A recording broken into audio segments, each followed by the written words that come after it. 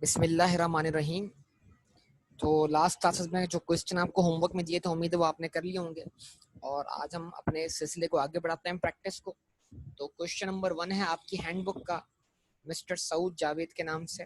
Mister Saud Javed has been running a small business for several years. तो एक continuing business है, यानी कि पहला साल नहीं। But he never kept adequate accounting records. आज तक कभी उनको जरूरत ही नहीं पड़ी कि वो किसी अकाउंटेंट को रखें।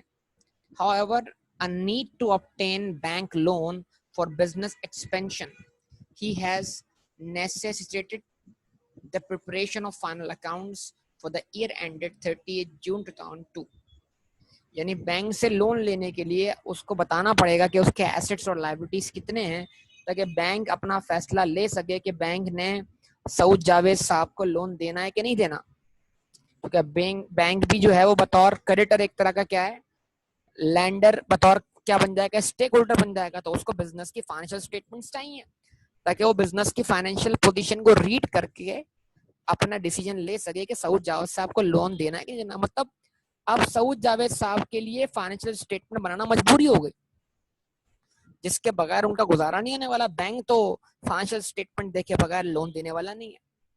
तो अब वो निकल गए तलाश में कि किसी ऐसे बंदे की, किसी ऐसे जादूगर की तलाश में कि जो ऐसा अकाउंटेंट हो जो पिछले तमाम रिकॉर्ड्स के बगैर करंट ईयर का अकाउंट बना दे उसको। ठीक है, तो अब उसके बाद जनाब, तो ऐसी मखलूक की तलाश, तो ये वाली मखलूक भी खलाई मखलूक ही है, ठीक है ना। अब as a result the following information has been obtained. वही जो मैंने आपको लेक्चर नंबर 1 में समझा था कि जनाब स्क्रूटनी डेटा कलेक्ट कैसे किया जाता है, लेकिन क्वेश्चन में तो ऑब्वियसली आपको डेटा कलेक्ट करके दिया गया था। तो जब कलेक्ट किया तो पता लगा भाई स्टॉक साल के स्टार्ट पे कितना था बचा हुआ, 86,000। साल के एंड पे कितना बचा हुआ है, 168,000। ओपनिंग स्टॉक है, क्लोजिंग स्टॉक है, यस है, ओके जी। ट्रेड डेटर्स 39,000 ओपनिंग है, 43,000 क्लोजिंग है। सर ओपनिंग डेटर का ओपनिंग और क्लोजिंग बैलेंस मौजूद है। तो अगर डेटर का ओपनिंग और क्लोजिंग बैलेंस मौजूद है, अब एक चीज मिल जाए, क्या क्या बोलेंगे हम उसको बेटा, रिसेट फ्रॉम डेटर्स, यस और नो। ऐसा ही ना। तो अगर रिसेट फ्रॉम डेटर मिल जाती है तो हमें सेल्स कहां से मिल जानी, सब बोले, सब रिस्पॉन्स दें। तो हमें सेल्स कहां से मिल जाएगी बेटा, डेटर के अकाउंट से, बोला करें। क्रेडिटर का ओपनिंग बैलेंस है, क्लोजिंग बैलेंस है। पेमेंट टू सप्लायर अगर मिल जाए तो परचेजेस ऑफ इन्वेंट्री कहां से मिल जाएगी, क्रेडिटर के अकाउंट से। रेंट प्रीपेड है साल के स्टार्ट पर और साल के एंड पर। अगर रेंट की पेमेंट मिल जाए तो रेंट एक्सपेंस मिल जाएगा, रेंट एक्सपेंस मिल जाए तो पेमेंट मिल जाएगी, दो में से कोई एक बात है। इलेक्ट्रिसिटी अक्रूड है, अब ये थोड़ा सा लाइन डबल हो गई, अक्रूड इलेक्ट्रिसिटी चार्जेस, तो ये डबल लाइन में आ गया है। तो ये 2100 लाइबिलिटी का ओपनिंग बैलेंस है, 1600 लाइबिलिटी का क्लोजिंग बैलेंस है। इसके भी पेमेंट अगर मिल जाए तो इलेक्ट्रिसिटी एक्सपेंस मिल जाएगा आपको। तो फिर बैंक का बैलेंस क्या हुआ, 23,000, और बैंक का क्लोजिंग बैलेंस क्या हुआ, 16,500। कैश इन हैंड का opening balance 3600, cash in hand का क्लोजिंग बैलेंस 3300। तो इसका मतलब सारे ओपनिंग और क्लोजिंग बैलेंस तकरीबन हमें दिए हुए हैं, ऐसा ही है ना। तो फिर इसका मतलब क्या हुआ, अगर कैश अकाउंट से, अगर ये तो अप्रोच वो वाली बन जाएगी कि ये सोचें बैंक अकाउंट से शायद क्या मिल जाए, cash transfer to bank. Cash transfer to bank को कहाँ रखें, कैश के अकाउंट में, तो शायद वहां से क्या मिल जाए, रिसिट फ्रॉम डेटर्स या कलेक्शन फ्रॉम कस्टमर्स, उसको पुट करें डेटर के अकाउंट में, तो सकता है क्या मिल जाए, सेल मिल जाए। लेकिन अभी ये कबलस वक्त है, अभी हमने बकाया क्वेश्चन रीड नहीं किया, हमारा दिमाग में ये रास्ता दिखाई देना शुरू हो गया। हो सकता है हम इस रास्ते पे ना चल पाए, क्वेश्चन हमें किसी और रास्ते पे चलवा दे, ठीक है, ये चलने पे मजबूर कर दे। यस और नो बोलिए, रिस्पॉन्स कीजिए, क्या कहते हैं बेटा, रिस्पॉन्स तो कीजिए ना बेटा। आप सबका रिस्पॉन्स मिलेगा तो बात बनेगी ना यार। अच्छा जी, अब कहता क्या है, all takings have been banked after deducting the following payment। वही कहानी, वही पुराना सबक, वही पुरानी बात कि जितनी भी कैश कलेक्शंस हैं वो बैंक में जमा कर दी जाती हैं इन पेमेंट्स को करने के बाद।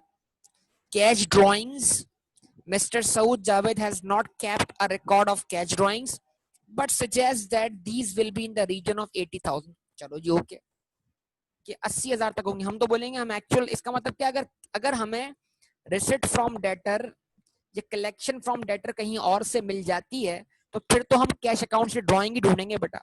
क्योंकि अगर जावेद साहब ये बोल रहे हैं कि ड्राइंग जो है वो इन द रीजन ऑफ 80,000 है, तो हम बोलेंगे यार हम अंदाजा नहीं, हम तो आपको एक्चुअल ड्राइंग निकाल के बता सकते हैं। ठीक है, बस शर्त ये है कि कैश अकाउंट में जो कलेक्शन हुआ वो मिल जाए हमें। तो अगर कैश अकाउंट का कलेक्शन कहीं किसी और रास्ते से मिलता है, अब रास्ता नंबर 2 भी सोचना शुरू कर दो कि भाई क्रेडिटर का ओपनिंग बैलेंस है, क्रेडिटर का क्लोजिंग बैलेंस है, पेमेंट टू क्रेडिटर मिल जाएगी, ओके जी। उसके जरिए परचेज मिल गई, परचेज को पुट किया इन्वेंट्री अकाउंट में, कॉस्ट ऑफ सेल मिल गई। अगर आगे मार्कअप और मार्जिन दिया हुआ है तो मार्कअप और मार्जिन को अप्लाई करके सेल मिल गई, सेल को पुट किया डेटर के अकाउंट में, डेटर अकाउंट से क्या मिल गई, कलेक्शन फ्रॉम डेटर मिल गई, कलेक्शन फ्रॉम डेटर को कहां रखा आपने, कैश के अकाउंट में, तो फिर कैश अकाउंट से बतौर डिफरेंस ड्राइंग मिल गई। ये रास्ता नंबर 2 भी हमें दिखाई देना शुरू हो गया। यस और नो, आप सबका रिस्पॉन्स चाहिए,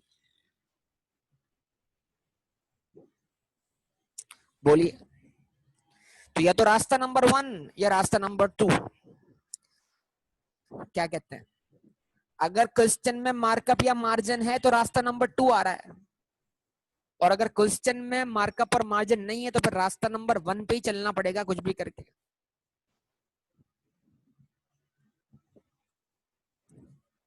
कुछ मेरी बात समझ में आ रही है मैं क्या बोलना चाह रहा हूँ? तो ये कैजुअल लेबर की पेमेंट है 12,000, ये purchase of goods for resale है। गलती मत करना, purchase of goods for resale का मतलब परचेज नहीं है। अगर आपके पास क्रेडिटर का बैलेंस मौजूद है तो इसको आप हमेशा पेमेंट टू सप्लायर ही ट्रीट करोगे। ये पेमेंट टू सप्लायर है, इसको पुट करोगे क्रेडिटर के अकाउंट में। Takings have been the source of all amounts bank, जो भी कलेक्शन हुई है कस्टमर से वही बैंक में जाने का वजह थी, सबब थी। ओके जी, आगे बैंक के बारे में मालूमात दी हुई है। Bank payments during the year ended 30th June 2002 have been summarized as follows. Purchases, धोखा धोखा, ये परचेजेस का मतलब परचेजेस नहीं है, ये पेमेंट फॉर परचेजेस है, यानी ये payment for payment to suppliers है। मैंने क्या बोला, जब भी कोई पेमेंट दी हुई हो उसका ओपनिंग क्लोजिंग अक्रूवल हो तो फिर उस पेमेंट को आप एक्सपेंस ना मानो, बल्कि उसको उसके ओपनिंग और क्लोजिंग अक्रूवल से एडजस्ट करने के बाद एक्सपेंस निकालो। ये रेंट की पेमेंट है, ये रेंट की पेमेंट खुद एक्सपेंस नहीं है, रेंट अकाउंट प्रीपेड है। ये इलेक्ट्रिसिटी की पेमेंट एक्सपेंस नहीं है, ये पेमेंट जो है वो एक्सपेंस नहीं है, इलेक्ट्रिसिटी अक्रूड है। तो ये पेमेंट हुई है, इसमें से ओपनिंग अक्रूवल माइनस होगा, क्लोजिंग अक्रूवल ऐड होगा। डिलीवरी कॉस्ट टू कस्टमर्स यानी कैरेज आउटवर्ड्स एक्सपेंस है। Casual labour 66,200। अब देखो क्वेश्चन वाजे हो गया। It has been established that a gross profit of 33% on cost, cost से 33% अबव, यानी कौन सा कॉन्सेप्ट हुआ, मार्कअप या मार्जिन? मार्कअप या मार्जिन? मार्कअप या मार्जिन? मार्कअप। तो क्वेश्चन में मार्कअप है, जैसे क्वेश्चन में मार्कअप दिखे तो दो बातें सोचनी है, क्या सेल को कॉस्ट ऑफ सेल बनना है या कॉस्ट ऑफ सेल को सेल बनना है? तो क्या मिल रहा है, तो हम बोल रहे हैं डेटर का ओपनिंग बैलेंस है, closing balance, receipt from debtor नहीं है। तो कैश अकाउंट से या तो एक्चुअल ड्राइंग निकलनी है, तो अगर कैश अकाउंट से एक्चुअल ड्राइंग निकलनी है तो रिसिट फ्रॉम डेटर किसी और रास्ते से आनी है। बात कॉन्सेप्ट बिल्कुल क्लियर कर लें। अब आप अप्रोच नंबर 2 की तरफ आते हैं। अप्रोच नंबर 2 में आप ये सोचें कि क्या क्रिएटर का ओपनिंग बैलेंस है, यस है। क्रिएटर का क्लोजिंग बैलेंस है, यस है। क्या पेमेंट टू क्रिएटर्स हैं, यस, ये रही 2 पेमेंट्स हैं, कैश से भी और बैंक से भी। तो अगर ये मैं पुट कर दूं कहां पर, क्रिएटर के अकाउंट में, तो मुझे क्या मिल जाएगा, इन्वेंट्री की परचेज मिल जाएगी। यस और नो, रिस्पॉन्स प्लीज, रिस्पॉन्स यार, रिस्पॉन्स प्लीज, रिस्पॉन्स। आप सबका भरपूर रिस्पॉन्स चाहिए यार, मतलब आप बिल्कुल स्लो चल रहे हो बिल्कुल। परचेज आ गई इन्वेंट्री की, उसको पुट किया इन्वेंट्री के अकाउंट में, ओपनिंग इन्वेंट्री है, ऐड इन्वेंट्री लेवल बढ़ा जितने अमाउंट से, परचेज क्या कर दिया आपने, परचेज क्या कर दिया आपने, ऐड कर दिया। और जो आपने इन्वेंट्री ड्राइंग की है, ये यहाँ पे लिखा हुआ रहा, पहले डी पॉइंट भी पढ़ लो। Mister Saud Javed is able to confirm that he has taken out of the business goods, उसने गुड्स विदड्रॉ किए for his own use costing 6,000 रुपए। तो एक एंट्री और बनेगी, drawings debit inventory account credit, yes और नो। उसके बाद क्लोजिंग स्टॉक क्या करेंगे, उसमें से लेस करेंगे, तो डिफरेंस कॉस्ट ऑफ सेल आएगा। उस कॉस्ट ऑफ सेल को 1.33 से मल्टीप्लाई करेंगे, सेल मिल जाएगी। उस सेल को पुट करेंगे बेटा कहां पर, डेटर के अकाउंट में, तो रिसिट फ्रॉम डेटर मिल जाएगी। रिसिट फ्रॉम डेटर को पुट करेंगे कैश के अकाउंट में, और बैंक अकाउंट बनाकर आप कैश ट्रांसफर टू बैंक निकालेंगे, उसको पुट करेंगे कैश अकाउंट के क्रेडिट साइड पर, तो फिर कैश अकाउंट से आपको डिफरेंस जो मिलेगा वो कैश ड्राइंग मिल जाएगा। हो गया क्वेश्चन सॉल्व। बोलो भाई बोलो यार, मैं तो आपके सामने पूरा क्वेश्चन रख दिया है क्लियर, सीधा सीधा क्वेश्चन सॉल्व हो रहा है। हो रहा है आपसे, हो रहा है या नहीं हो रहा, बता दो मुझे आप, रिस्पॉन्स बताओ। तो मैं आज की क्लास में क्वेश्चन रीड कर रहा हूँ, ठीक है ना। अब आप ये सॉल्व करो और मुझे बताओ कि आपने इसको वाकई, क्या आप इसको सॉल्व करने के काबिल हुए मुझसे सुनने के बाद और समझने के बाद। तो मैं तो बोल रहा हूँ सबसे पहला काम, क्रेडिटर अकाउंट बनाओ, क्लियर। फिर रिपीट कर रहा हूँ, क्या बनाओ, क्रेडिटर अकाउंट, उसमें दोनों पेमेंट्स पुट कर दो परचेजेस वाली, तो आपको इन्वेंट्री की असल परचेज मिल जाएगी। यस और no, response please, response please. बल्कि इसमें हम वो वाला अप्रोच भी अप्लाई कर सकते हैं, कौन सा वाला, सुपर डुपर अकाउंट वाला, इन्वेंट्री और क्रेडिट अकाउंट कंबाइन बना लिया हमने। मेरे ख्याल से सॉल्व कर ही देना इस क्वेश्चन को, एक काम करें, क्या कहते हो, कर ही दे सॉल्व इसको जल्दी से, हैं, सॉल्व कर ही देना इसको।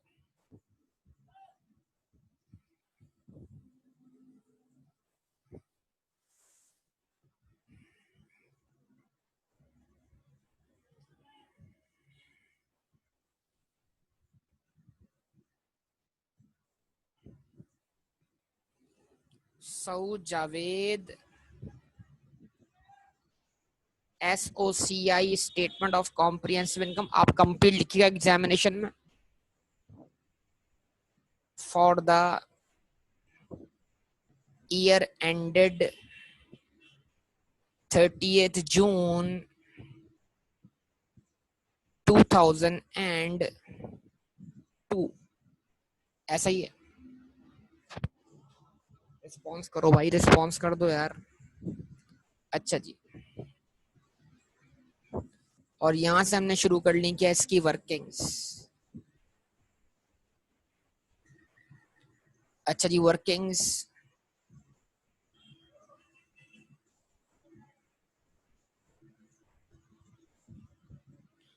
अब वर्किंग नंबर 1,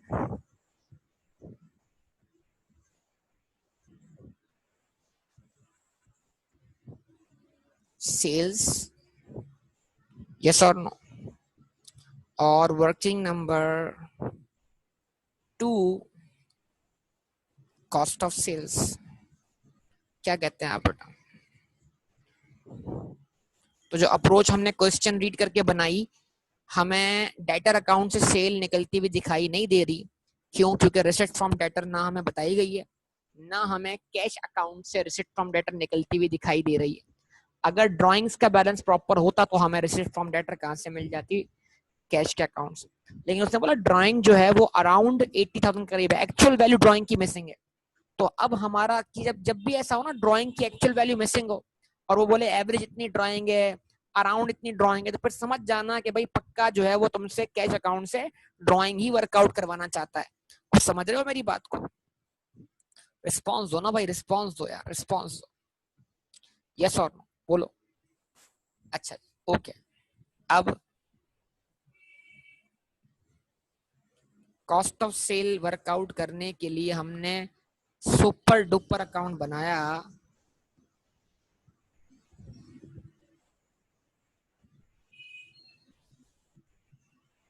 किसका बेटा, इन्वेंट्री प्लस क्रेडिटर, सही है। यहां बैलेंस बीडी किसका आना है, इन्वेंट्री का। यहां बैलेंस बीडी किसका आना है, क्रेडिटर का। रिस्पॉन्स करो। अच्छा जी, कैश या बैंक क्रेडिट होना है तो कैश पेमेंट इन परचेजेस के लिए जो आपने की है सप्लायर को, बैंक से पेमेंट जो आपने की है सप्लायर को। यस और नो, अगर कोई कैरेज इनवर्ट है तो वो ऐड कर दे, नहीं है कैरेज इनवर्ट तो यहाँ क्या आना है, यहाँ बैलेंस सीडी आना है क्रेडिटर का। अच्छा जी, अब मजीद क्या हो रहा है, इसमें से ड्राइंग्स हो रही हैं। ड्राइंग्स कितने से हो रही थी, 6000 से। मैं लिख देता हूँ drawing debit inventory account credit. यहाँ बैलेंस सीडी आना है इन्वेंट्री का। क्या कहते हो,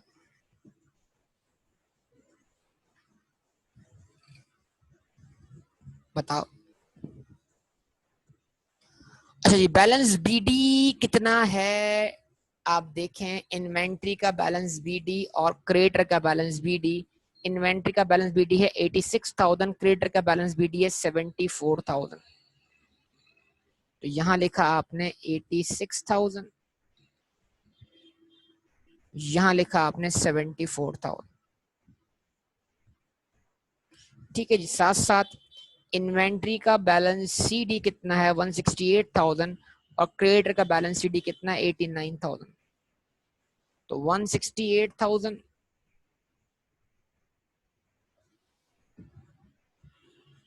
और 89,000। आप सब रिस्पॉन्स नहीं कर रहे ना बेटा, आप पार्टिसिपेट नहीं कर रहे।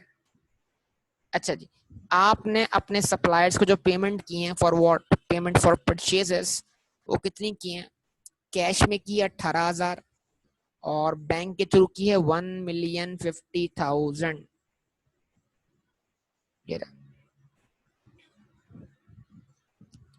ये 18,000 यहाँ पर आ गया और बेटा ये 1,15,000 यहाँ पर आ गया।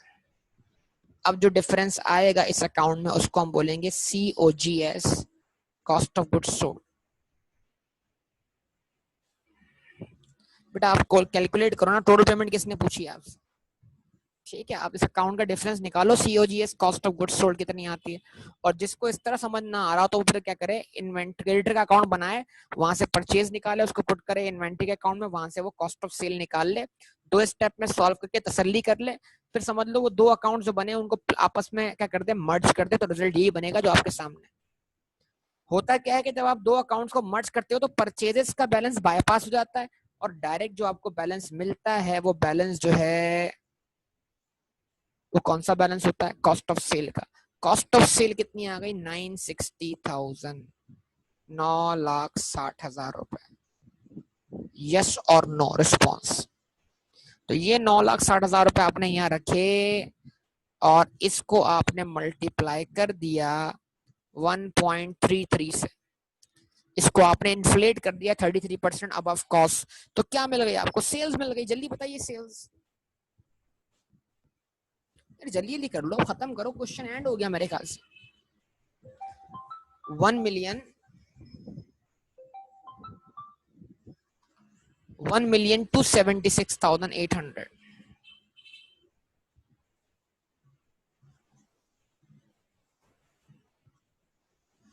ठीक है,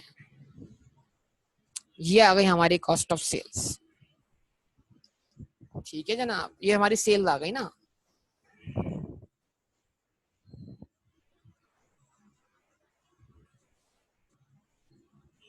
हाँ बेटा, सबको क्लियर है, कोई ऐसा बंदा जिसको कोई डिफिकल्टी हो रही हो यहाँ तक बोलो भाई, अल्लाह के बंदो बोलो।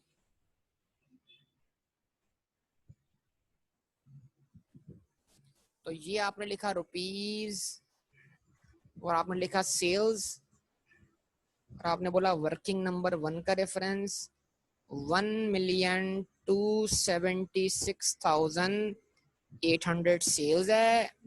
और आपने कहा लेस क्या कर दिया हमने, ये लेस कर दिया हमने कॉस्ट ऑफ सेल्स। अब कॉस्ट ऑफ सेल कितनी थी 960,000 और वो वर्किंग नंबर 2 में मौजूद है, यस और नो। तो जैसे ही हमने सेल में से कॉस्ट ऑफ सेल लेस कर दिया तो हमें क्या मिल जाना है, ग्रॉस प्रॉफिट मिल जाना है। बताइए ग्रॉस प्रॉफिट कितना है?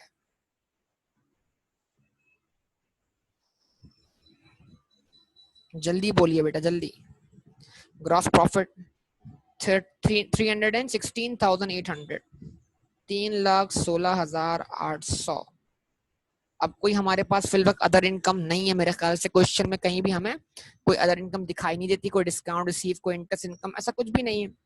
तो लेस कर दें सीधा सीधा क्या, एक्सपेंसेस। फिर भी एक लाइन की गुंजाइश छोड़ दिया करें ताकि बाद में अगर कुछ वॉमिट हो गई हो तो उसको ऐड करने में क्या हो, आसानी हो। एग्जामिनेशन में गुंजाइश छोड़नी चाहिए आपको। एक्सपेंसेस, अब एक्सपेंसेस कौन कौन से हैं हम अच्छी तरह जानते हैं। तवज्जो, कुछ एक्सपेंसेस कैश एक्सपेंसेस हैं, कुछ एक्सपेंसेस नॉन कैश एक्सपेंस हैं। सबसे पहले लेबर 12,000 पे हुआ कैश फॉर्म में, रिस्पॉन्स प्लीज। और बकाया पे हुआ है बैंक से 66,200। तो लिखा हमने कैजुअल लेबर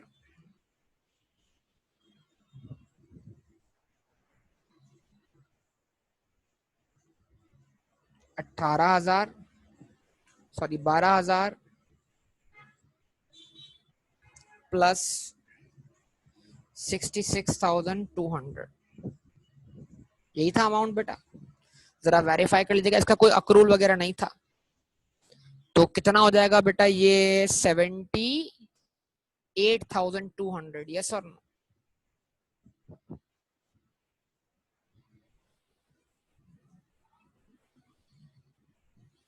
अच्छा जी, उसके बाद हमारे पास नेक्स्ट जो आइटम है वो है रेंट, और रेंट प्रीपेड है। अब मैं इसकी शॉर्ट वर्किंग करूंगा, मैं कोई लॉन्ग वर्किंग नहीं करूंगा, तो मेरी शॉर्ट वर्किंग को देखिएगा और समझने की कोशिश कीजिएगा। मैंने रेंट एक्सपेंस निकालना है, आप चाहें तो टी अकाउंट बना के निकाल सकते हैं। मैंने कहा भाई जो भी आइटम प्रीपेड हो उसको इस तरह सोचना है। अच्छा भाई जनाब, रेंट प्रीपेड था कितने से? सर रेंट प्रीपेड था 3,000 से, यस और नो? ये भी पता होना चाहिए, पहला कॉलम ओपनिंग है, दूसरा कॉलम क्लोजिंग है। कभी कभी क्लोजिंग कॉलम पहले होता है, ओपनिंग कॉलम बाद में होता है, तो ये भी धोखा हो जाता है आपके साथ। तो प्रीपेड रेंट का ओपनिंग बैलेंस, प्रीपेड रेंट का क्लोजिंग बैलेंस, तो ओपनिंग क्लोजिंग इस तरह वेरीफाई कर लें। ओपनिंग बैलेंस 3,000 है, क्लोजिंग बैलेंस 4,200 है, यस और नो? तो प्रीपेड रेंट का ओपनिंग बैलेंस 3,000 था, सही जी, प्लस किया आपने। आपने कहा मैंने मजीद रेंट कितना पे किया है, मैंने मजीद रेंट पे किया है 50,400। तो जितना रेंट मैंने पे किया उससे मेरे प्रीपेड के बैलेंस में क्या हुआ, इजाफा हुआ। ओपनिंग 3,000 था, मजीद मैंने पे किया 50,400, प्रीपेड बढ़ गया। अब साल के एंड पे सिचुएशन ये है, इस साल के एंड पर इस 4,200 को छोड़कर बाकी सारा एक्सपायर है।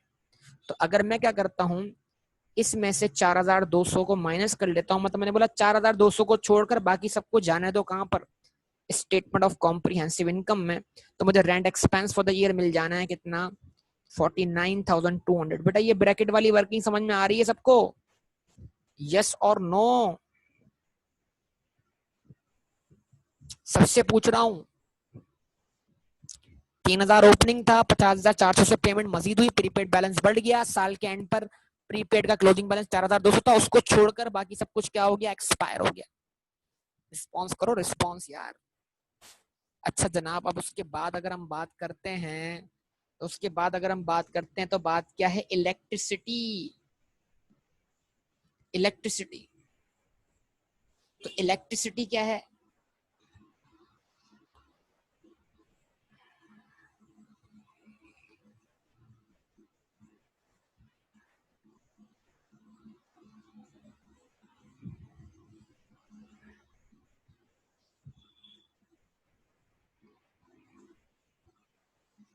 इलेक्ट्रिसिटी अक्रूड थी, ख्याल रखना, जब भी कोई एक्सपेंस अक्रूड हो तो उसकी पेमेंट पहले उठा लो। तो अक्रूड एक्सपेंस इलेक्ट्रिसिटी का था, तो पेमेंट कितनी हुई है इलेक्ट्रिसिटी के लिए, 13,900। उसको पहले इसको 13,900 को लिख लो आप। आपने कहा हमने इस साल 13,900 पे किए, लेकिन उसूल ये है कि अगर आपका लास्ट ईयर बैलेंस अक्रूव था तो इस 13,900 में आपने पिछले साल का अक्रूवल पे किया, और पिछले साल का अक्रूवल कितना था आपके पास 2,100। तो आप क्या कर रहे हैं, आप बोल रहे हैं इस 13,900 में से जो पिछले साल की पेमेंट हुई है उसको मैंने इस साल एक्सपेंस बनने नहीं देना। तो जैसे मैंने 13,900 में से 2,100 को माइनस किया तो फिर जो बैलेंस बचा वो पेमेंट है इस साल की, इस साल के लिए, लेकिन वो इस साल की पेमेंट पूरी नहीं है। तो एक्सपेंस हमारा शॉर्ट है कितने से, एक्सपेंस हमारा शॉर्ट है 1,600 से। तो हम अगर 1,600 से अपना एक्सपेंस बढ़ाते हैं तो एक्सपेंस बढ़ाते हुए एक्सपेंस बढ़ जाएगा और लायबिलिटी क्या हो जाएगी, क्रेडिट हो जाएगी। तो हम 1,600 से अपने एक्सपेंस को बढ़ा के ले रहे हैं उस अमाउंट से जो हमारे क्लोजिंग अक्रूवल के बराबर है। यस और नो? क्या ये बात समझ में आई सबको बेटा? तो जस्ट मैंने ब्रैकेट्स यूज किए हैं वर्किंग करने के लिए। तो आंसर क्या आ रहा है बेटा? आंसर आ रहा है 13,400। क्या कहते हैं आप लोग? जवाब दीजिए। ठीक है, अच्छा जी, ओके।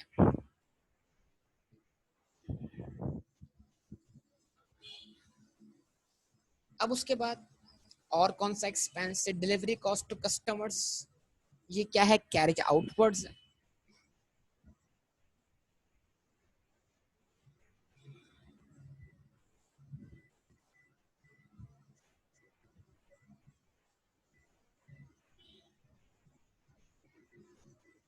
कितना है कैरेज आउटवर्ड?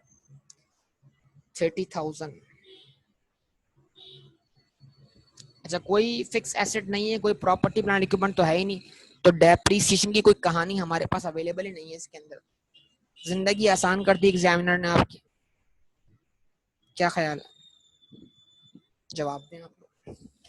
तो 30,000 क्या हो गया बेटा? Carriage outwards. यस और नो बोलिए।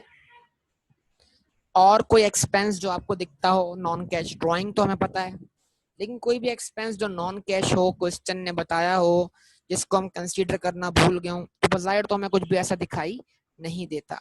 तो यही हमारा टोटल एक्सपेंस है, इसी का हम सम कर लेंगे। तो आप एक्सपेंसेस का सम निकाल लीजिए।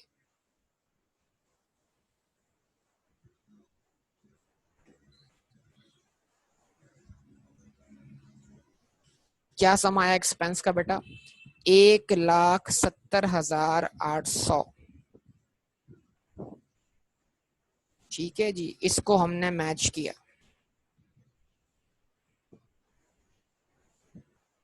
क्या मिल गया? मिल गया नेट प्रॉफिट।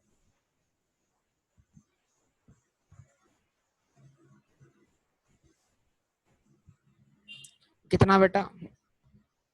146,000। ठीक है बेटा, अब क्या बन जाएगी? Statement of financial position. उसको बनाने के लिए आपको ड्राइंग वर्कआउट करनी है ना भाई, और ओपनिंग एसेट्स और ओपनिंग लायबिलिटीज के जरिए आपने क्या वर्कआउट करना है। वैसे तो आपको आपके सारे बैलेंसेस दिए गए, एसेट साइड आपकी कंप्लीट हो जाएगी क्योंकि आपको बैंक का क्लोजिंग बैलेंस भी दिया हुआ है।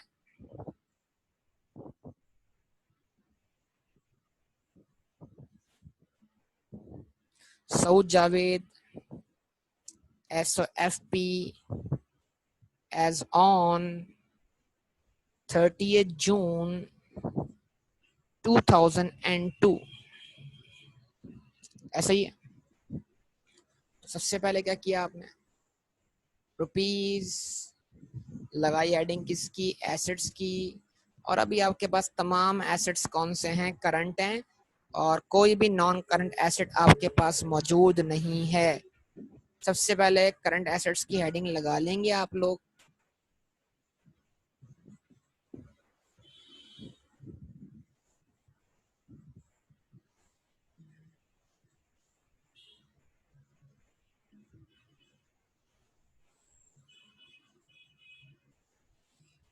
और करंट एसेट में क्या आएगा आपके पास? Inventory.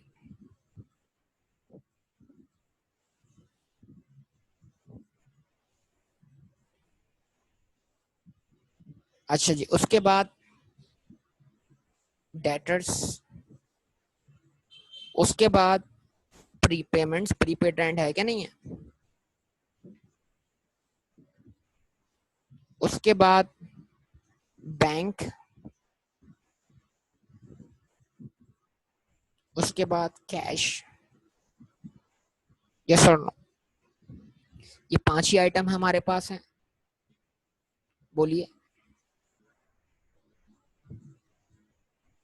Inventory, debtors, prepaid rent, bank और कैश। क्लोजिंग बैलेंस निकालना है सारे। तो क्लोजिंग स्टॉक कितना है? 168,000, 43,000। डेटर का क्लोजिंग बैलेंस है 168,000 और डेटर का बैलेंस 43,000।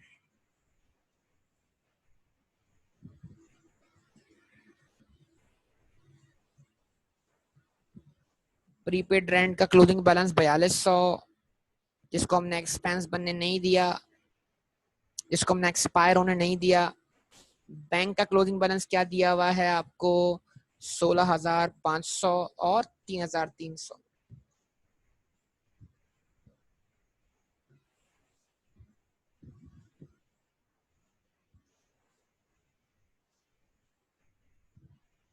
अब इसका बॉक्स बनाने की जरूरत ही नहीं है, क्योंकि कोई सब टोटल थोड़ी है ऊपर जो नॉन करंट में ऐड करना। सिर्फ करंट का टोटल है। बॉक्स सिर्फ वहां बनता है जहां पर आपको सब टोटल करके किसी वैल्यू में ऐड करना। तो डायरेक्ट आप टोटल निकाल लें, बिला वजह बॉक्स क्यों बनाएंगे? ठीक है जी, कितना आंसर आएगा बेटा? 285 या 235? बेटा कंफर्म बताएं। 285 या 235 कौन सा बैलेंस है? Response please. हाँ बेटा 235 है। अच्छा भाई, जैन 285 निकाल रहा है बैलेंस।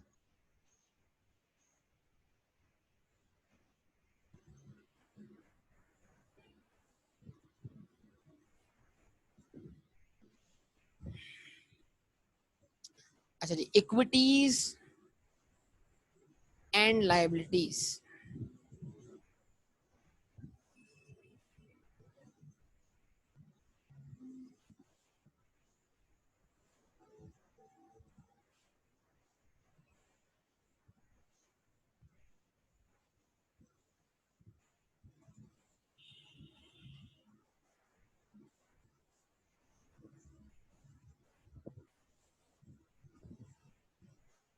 ठीक है जी। कैपिटल मालूम नहीं सर, वर्कआउट करना पड़ेगा। Opening assets minus opening liabilities, add करना है नेट प्रॉफिट, मालूम है सर।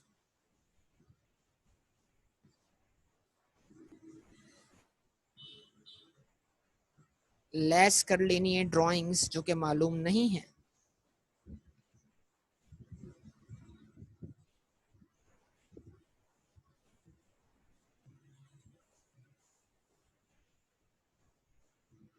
क्या कहते हैं आप लोग बेटा?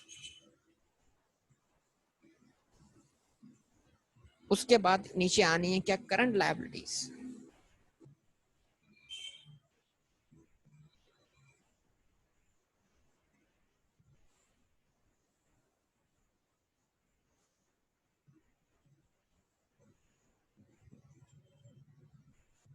अच्छा जी, करंट लायबिलिटीज हमारे पास क्या आ रही हैं?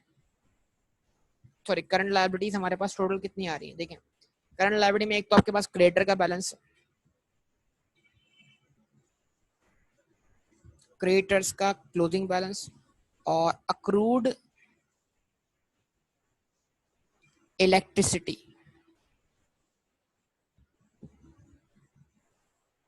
रिस्पॉन्स करो भाई, रिस्पॉन्स करो। क्रेडिटर का बैलेंस कितना है आपके पास? 89,000 और अक्रूड इलेक्ट्रिसिटी कितनी है? 1600। अच्छा जी, 89,000 और 1600, ये हो जाएंगे 90,600। यस और नो? इसका बॉक्स क्यों बना रहा हूँ? इसलिए कि इसका टोटल होकर इक्विटी के बैलेंस में ऐड होना है, और उसके बाद हमारे पास टोटल इक्विटी और लायबिलिटी का सम मिलकर आना है। यस और नो?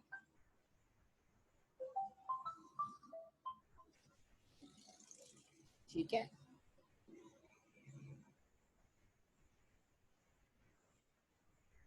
बताइए ये टोटल हमारा कितना हो जाना है? टोटल हमारा कितना हो जाना है?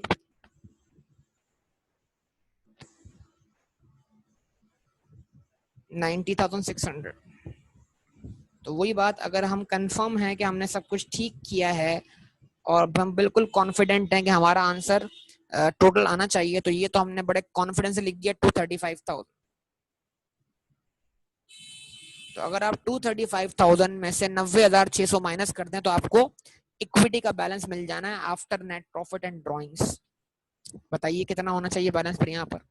अगर बैलेंस इधर यही आना चाहिए तो फिर यहाँ बैलेंस क्या होना चाहिए? बताइए, जल्दी बताइए, रिस्पॉन्स दीजिए। 235,000 में से 90,600 लेस कर दें, जल्दी बताइए बेटा, जल्दी कीजिए।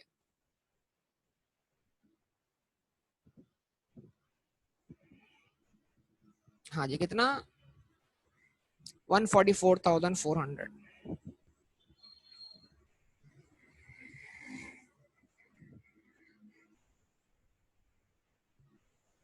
ये आ गया आपके पास बैलेंस। अच्छा जी, 144,400 ये बैलेंस है। कैपिटल ओपनिंग मालूम नहीं है। नेट प्रॉफिट कितना आया था हमारे पास? 146,000 का तो नेट प्रॉफिट आया था।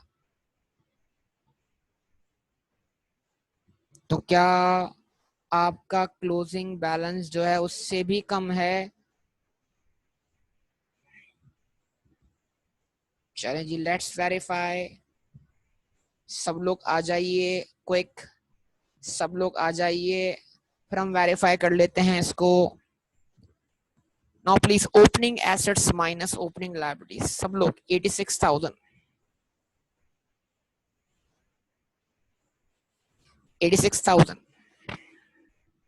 रिस्पॉन्स करो यार। 86,000 plus 39,000 plus 3,000 prepaid rent plus 23,000 bank plus 3,600, ये एसेट हो गए। इसमें से लाइबिलिटीज माइनस करो 74,000 और लाइबिलिटी माइनस करो 2,100। तो बताओ what is your opening capital? 78,500। बिल्कुल। तो अगर ओपनिंग कैपिटल 78,500 है और हमारी ड्राइंग्स जो है अगर अराउंड 80,000 के करीब करीब हैं, तो फिर हो सकता है बिल्कुल उसमें डिक्रीज आ सकता है। 78,500 is your opening capital. Now हमें वर्कआउट करना है ड्राइंग्स को। अब ड्राइंग कहाँ से निकालें यार? ड्राइंग, वो डिफरेंस तो आपने निकाल लिया बैलेंसिंग फिगर, बड़े जबरदस्त काम किया आपने कि अगर आपका ओपनिंग कैपिटल और नेट प्रॉफिट का सम 78,500 प्लस 146,000 के बराबर है, तो फिर आपकी ड्राइंग कितनी हुई? तो फिर आपकी ड्राइंग कितनी हुई? 80,100। ठीक है, वो तो आपने निकाल लिया ड्राइंग को बतौर बैलेंसिंग फिगर। ठीक है भाई, ये ड्राइंग आ गई बतौर बैलेंसिंग फिगर। अब इसमें 6,000 की वो ड्राइंग भी शामिल है जो आपने क्या की है? इन्वेंट्री की शक्ल में की है। तो अगर इस 80,100 में से 6,000 निकाल दें तो फिर क्या होगा भाई? ये सब लोग भाई कैसे निकाला आपने? अगर 78,500 आपका ओपनिंग कैपिटल है, उसमें इतना प्रॉफिट ऐड हो रहा है, लेकिन प्रॉफिट ऐड होने के बाद भी आपका क्लोजिंग कैपिटल ये है, तो फिर जो डिफरेंस है इस सम का और इस क्लोजिंग बैलेंस का, वो डिफरेंस क्या है? ड्रॉइंग्स है। यस और नो? तो इस तरह आप मेहनत करने से बच गए। अब अगर आप इस ड्रॉइंग्स को निकालना चाहते हैं तो आपको एक सबसे पहले डेटर अकाउंट बनाना है, जहां से निकलेंगे रेसिट फ्रॉम डेटर। फिर आपने बनाना है बैंक अकाउंट, जहां से निकलेगा कैश ट्रांसफर टू बैंक। फिर बनाना है आपने कैश अकाउंट, जहां पर आप रेसिट फ्रॉम डेटर भी पुट करेंगे, कैश ट्रांसफर टू बैंक भी पुट करेंगे, और फिर वहां से डिफरेंस निकलेगा 74,100 का ड्रॉइंग का। उसमें 6,000 ऐड होंगे, कौन सी ड्रॉइंग का? इन्वेंट्री वाली का। और फिर वो बैलेंस आपका वेरीफाई होगा 80,100 से। क्या आप ये वेरीफाई कर सकते हैं? या ये भी मैं कर दूं? सर कर दें, छोड़ें सर, क्या होगा? थोड़ी देर तो लगेगी, और क्या होगा? कर ही दें सर, एक काम करें, छोड़ दें, बाकी हम देख लेंगे एग्जाम में, मसला नहीं है।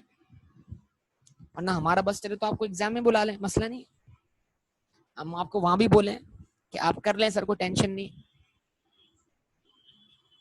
चलें जी, हम करते हैं वर्किंग नंबर 3। और ये हम क्यों कर रहे हैं? For what? Receipt from debtors find करने के लिए। क्योंकि डेटर अकाउंट से हमें सेल नहीं मिली, तो अब डेटर अकाउंट से हमें क्या मिलनी चाहिए? Receipt from debtor. बिल्कुल सही कहा वजाद तुमने बेटा, कर लेंगे सर, सही करेंगे ना बेटा।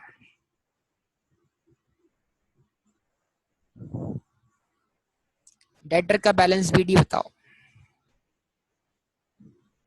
डेटर का बैलेंस सीडी बताओ। सेल्स कितने से हुई है ये बताओ। अच्छा सेल हुई है 1,00,000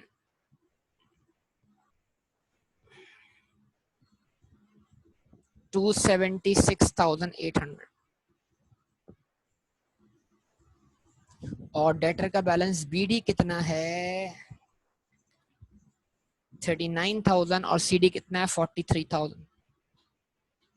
39,000 एंड 43,000। कोई डिस्काउंट अलाउड नहीं है, कोई बैड डेट नहीं है, कोई सेल रिटर्न नहीं है, तो कोई टेंशन नहीं है।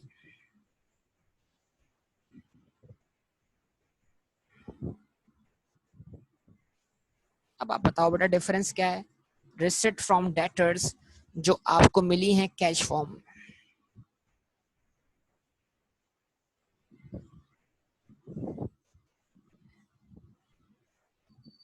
1,272,800।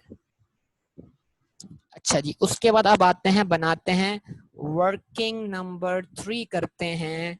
और वर्किंग नंबर 3 क्यों कर रहे हैं? सॉरी वर्किंग नंबर 4 कर रहे हैं। और वो क्यों कर रहे हैं? कैश ट्रांसफर्ड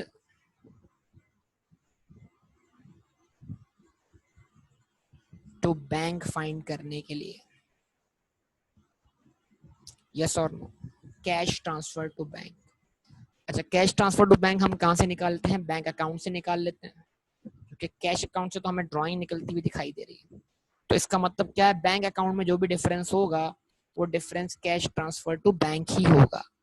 तो हमने बैंक अकाउंट बना लिया to find what? Cash transfer to bank. यहाँ आया बैंक का बैलेंस बीडी जो कि हमें मालूम नहीं है। और उसके बाद यहाँ पर आया कैश जिसकी एंट्री बनी cash account credit bank account debit, cash transfer to bank, इसी को तो वर्कआउट करना है, ये मालूम नहीं है। अच्छा जी, बैंक का बैलेंस बीडी 23,000 रुपए रख दिया भाई, 23,000 रुपए।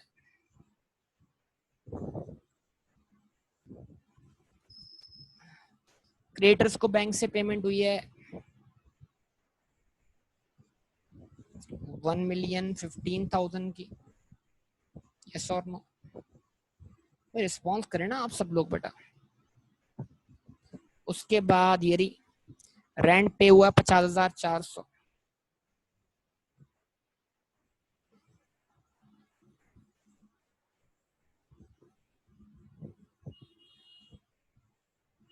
इलेक्ट्रिसिटी के लिए पेमेंट हुई है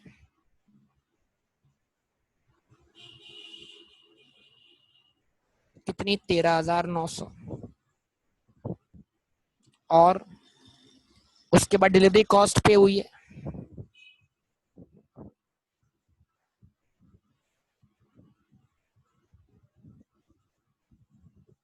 कितनी?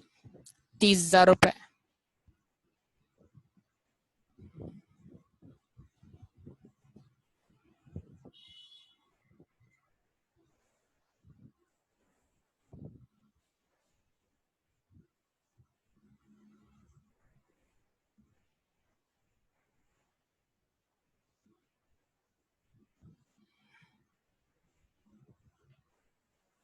और लेबर को आपने पेमेंट की है कितनी? 66,200।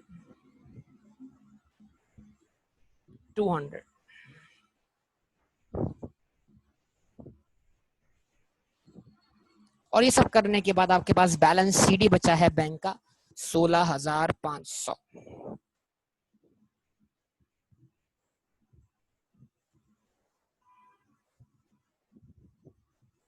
तो बताइए डिफरेंस कितना आता है कैश ट्रांसफर टू बैंक का?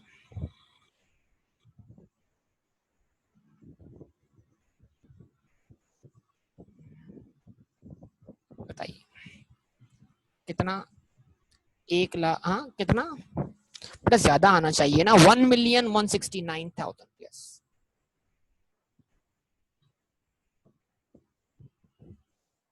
इसको कहाँ पुट करना है, कैश अकाउंट की क्रेडिट साइड। तो अब आप निकाल लें working number 5 for what, drawings. कौन सी ड्राइंग्स, कैश ड्राइंग्स। इन्वेंट्री वाली ड्राइंग इसके अलावा हैं।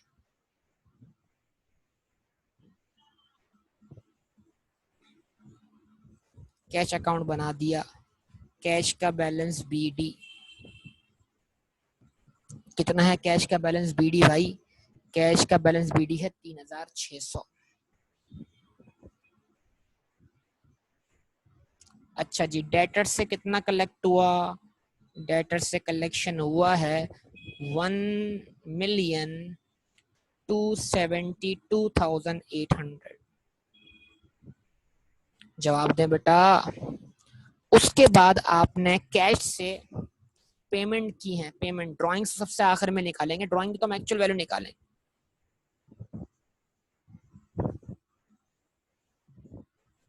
ठीक है जी, लेबर 12,000, क्रेडिटर 18,000।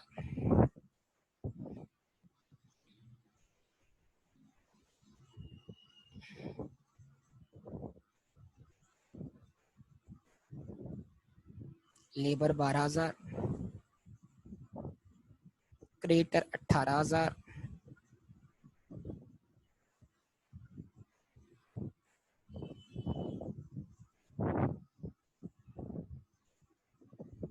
और इसके अलावा आपने क्या किए, ड्राइंग्स, उसी को फाइंड करना है। और जो बैलेंस है वो आपने ट्रांसफर कर दिया कहाँ पर, बैंक में, जो कि वर्किंग नंबर 4 से आपको मिल गया, वो है 1,169,000। और उसके अलावा बचा है आपके पास क्या, बैलेंस सीडी, जो कि कितना है 3,300। अब आप डिफरेंस निकाल लें, डिफरेंस है आपकी कैश ड्राइंग।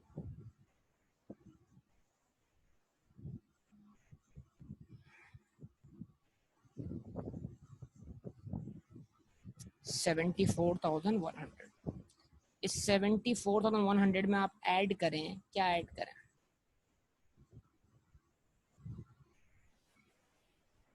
6,000 की इन्वेंट्री वाली ड्राइंग्स। तो टोटल ड्राइंग का बैलेंस आपका क्या होगा बेटा,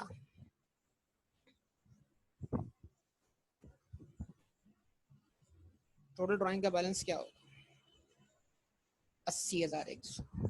तो जरा देखो, इस 80,100 को बनाने के लिए 3 अकाउंट्स खोलने पड़े एग्जामिनेशन हॉल में। तो मैंने बोला यार, जब मेरा बाकी क्वेश्चन ठीक है और मैं कॉन्फिडेंट हूँ, और ये कॉन्फिडेंस जब आएगा जब मैं बहुत सारे क्वेश्चन अटेम्प्ट कर चुका हूँगा, ये कोई मजाक बात नहीं है, तो फिर मैं इतनी सारी वर्किंग करने से बच पाऊंगा और मैं ड्राइंग को बतौर बैलेंसिंग फिगर ही निकाल लूंगा। लेकिन अगर मैं कॉन्फिडेंट नहीं हूं तो फिर मुझे वो 3 अकाउंट बनाकर ही ऐसा करना पड़ेगा।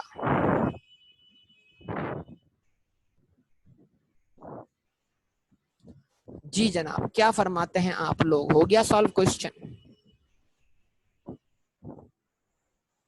तो उम्मीद करता हूं आपको बात समझ में आई होगी बेटा। ठीक है, तो ये क्वेश्चन मैंने सॉल्व ही कर दिया, मैंने कहा आसान क्वेश्चन है, आप भी दोबारा से इसको खुद से ट्राई करें, देखें आपसे सॉल्व होता है कि नहीं होता। और मजीद क्वेश्चन आप लें होमवर्क के अंदर, और आप होमवर्क में उन क्वेश्चंस को करके बताइए, तब बनेगी बात।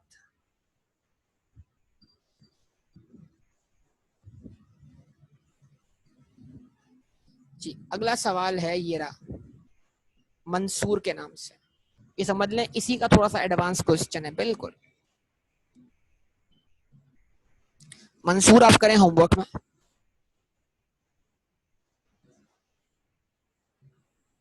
Question number 4।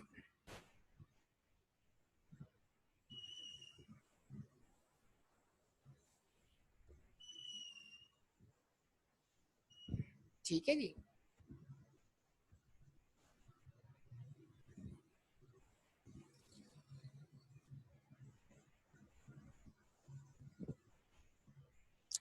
क्या आप कर पाएंगे क्वेश्चन नंबर 4?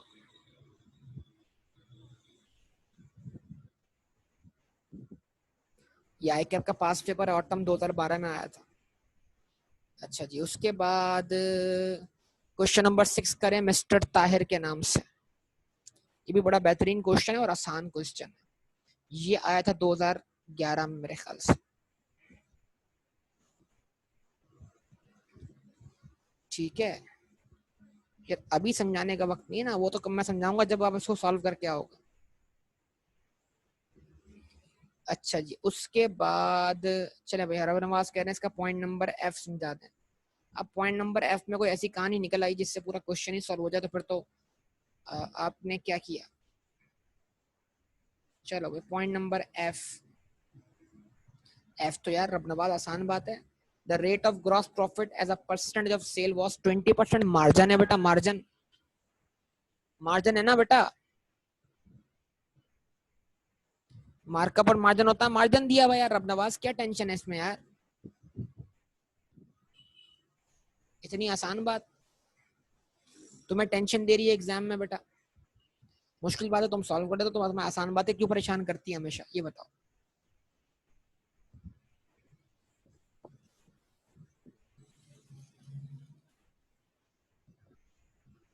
दो क्वेश्चन हुआ ना, एक कौन सा हुआ मंसूर, एक कौन सा हुआ ताहिर।